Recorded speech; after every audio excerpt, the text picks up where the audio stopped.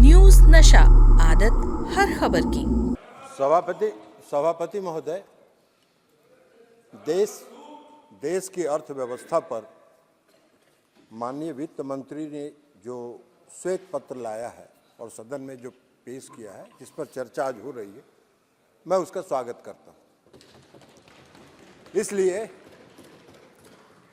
इसलिए कि देश में एक भ्रम की स्थिति पैदा हुई और भ्रम की स्थिति पैदा होने के साथ साथ भ्रम की स्थिति फैलाई भी जा रही थी कि देश की अर्थव्यवस्था चौपट है। और उस परिस्थिति में जब माननीय वित्त मंत्री जी ने अर्थव्यवस्था पर श्वेत पत्र लाया, तो आज उस पूरे भ्रम की स्थिति का पटाक्षेप हो गया और वो आज साफ हो गया। महोदय, श्वेत पत्र में आंकड़ों का पूरा विवरण है। सभी तथ्यों के आधार पर, आंकड़ों के आधार पर श्वेत पत्र जारी किया गया। मैं समझता था कि सदन में जब चर्चा होगी तो उस श्वेत पत्र में जो आंकड़े हैं, वो आंकड़े कहां गलत हैं, इसका कोई विवरण प्रस्तुत किया जाता, उसका खंडन किया जाता। लेकिन उसके बजाय पूरे चर्चा को दूसरे दिशा में मोड़ के ले जाने का काम हुआ है। डॉक्टर मनमोहन सिंह जी देश के प्रधानमंत्री थे। उनके समय में जो वित्तीय कुप्रबंधन था, उसकी उसमें विस्तृत चर्चा है।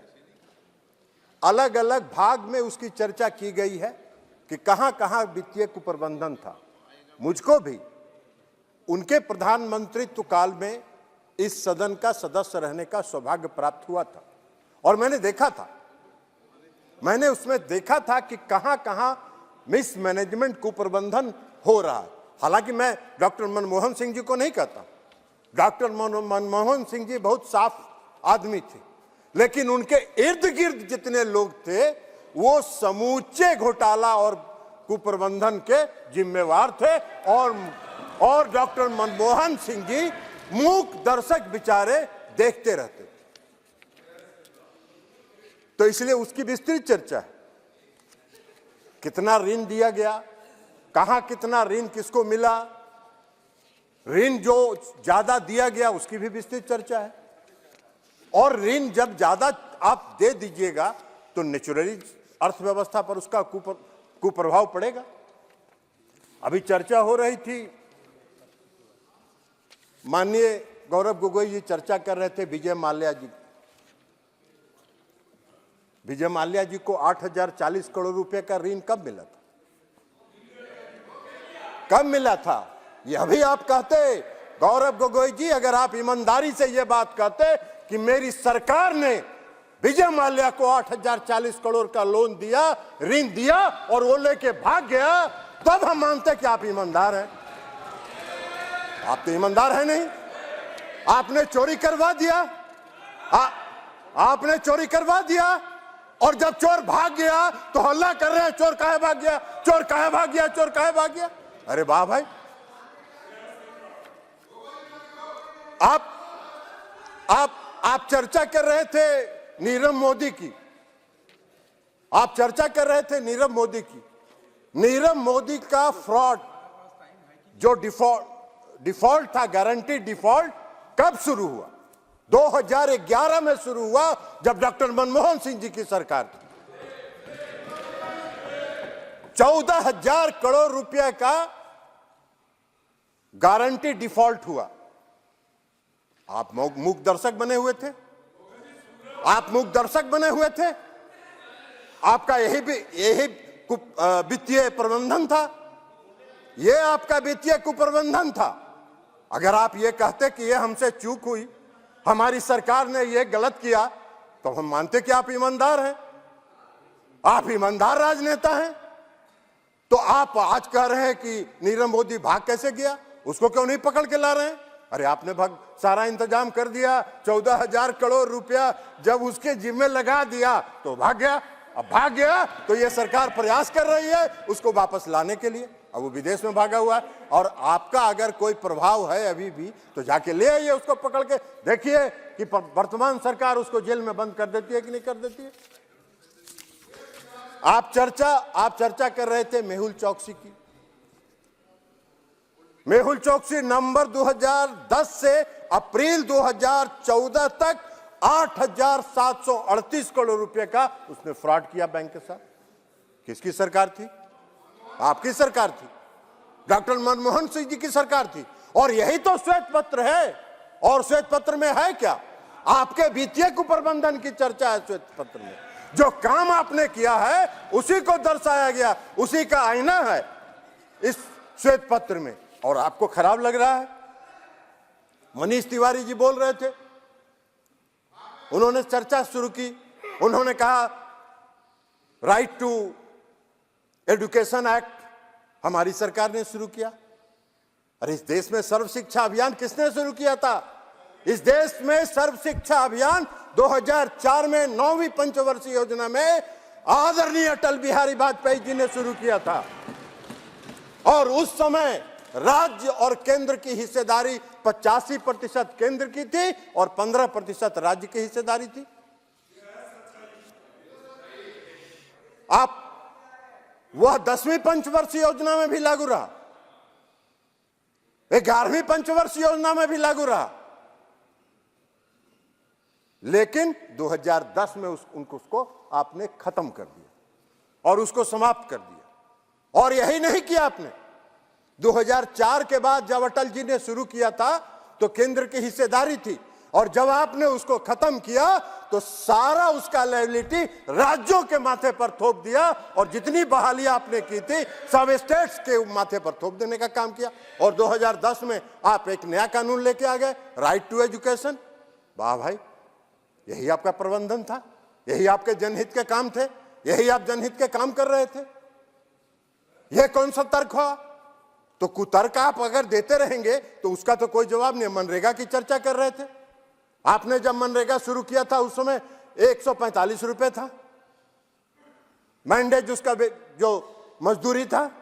आज 204 रुपया है इस सरकार में मजदूरी मनरेगा के मजदूरों का। आप उसकी चर्चा तो नहीं कर रहे थे। आप कहते कि भाई इस सरकार ने, वर्तमान मोदी जी की सरकार ने 204 रुपया मनरेगा के मजदूरों का बढ़ा दिया। आज बिहार में 209 रुपया। तो इसलिए आप इस सब चर्चा करते रहे, लेकिन आप चर्चा क्या करते रहते हैं? ये तथ्यों के आधार पर आपने कोई श्वेत पत्र का खंडन नहीं किया। आप चर्चा कर रहे हैं घोटालों की, भ्रष्टाचार की। मैं भी सदन का सदस्य रहा, 15वीं लोकसभा में भी, 14वीं लोकसभा में भी और 15वीं लोकसभा में, जब आपकी सरकार थी 2010 से 2014 तक, 4 से 14 तक, 2004 से 2014 तक कोई ऐसा सत्र सभापति महोदय जब नहीं होता था, कोई ऐसा सत्र नहीं होता था जब एक नया घोटाले की चर्चा उस सदन में और उस सत्र में नहीं होती थी। कोई भी सदन। कोयला घोटाला हुआ, स्पेक्ट्रम घोटाला हुआ, हम किसी का नाम नहीं ले रहे। कोयला घोटाले में कौन कौन लोग थे सबका पर्दाफाश हो गया। स्पेक्ट्रम घोटाले में कैसे हुआ यह भी पर्दाफाश हो गया, सब जान गए। रक्षा घोटाला में कहां विमान की खरीद में, रक्षा के सामानों की खरीद में कहां सौदेबाजी हो रही थी, कमीशनबाजी हो रही थी, यह सब घोटाला की चर्चा हुई, उस सदन में चर्चा हुई। राष्ट्रमंडल खेल जो हो रहा था, कॉमनवेल्थ गेम्स, उसमें जो दिल्ली के आपके नाक के नीचे, आपकी सरकार के नाक के नीचे जो घोटाला हुआ उसको भी सबने देखा, इस देश ने देखा, हर व्यक्ति ने देखा। अब आप कह रहे हैं शारदा चिट फंड, कितना बड़ा घोटाला हुआ Sharda chit fund. Chit fund company ने किसका पैसा लेके गायब हुआ? कौन थे वो लोग जिनका पैसा लेके गायब हुआ शारदा चिट फंड के मार? मध्यम वर्ग के लोग, मजदूर वर्ग के लोग, उनका पैसा लेके गायब हुआ। और किसके राज में घोटाला हुआ शारदा चिट फंड? इस पर आपको बोलना चाहिए था, आप नहीं बोल रहे हैं, कोई नहीं बोल रहा है।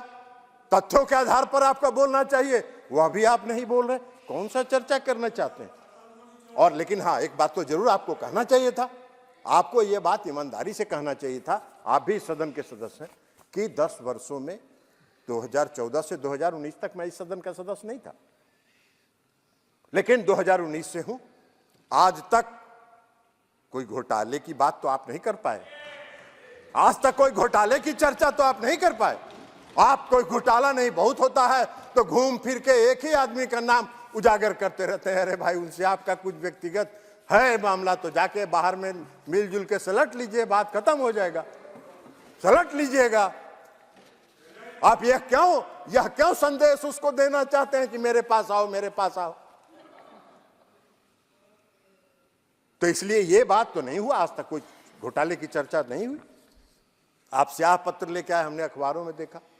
आज आप भी अभी भाषण दे रहे थे, सभी भाषण दे रहे थे, स्याह पत्र की आप चर्चा कर रहे थे। अगर श्वेत पत्र में आंकड़े गलत हैं, जो मैंने पहले भी कहा, तो उन आंकड़ों का खंडन करना चाहिए था।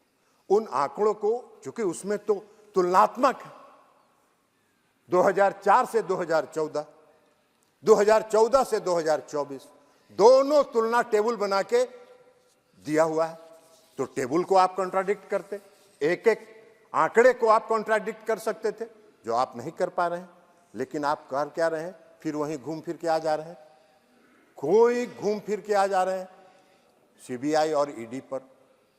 अरे भाई, सीबीआई ईडी पर बाहर जितना बोलता है बोलिए, लेकिन आप एक बात बताइए, मैं भी 2 साल 1.5 साल तक एनडीए से अलग रहा, और एनडीए से जब मैं अलग रहा तो कहां कोई मेरे यहां सीबीआई ईडी पहुंची? मेरे यहां तो कोई सीबीआई ईडी नहीं पहुंची। नीतीश कुमार जी के यहां तो कोई सीबीआई ईडी नहीं पहुंची।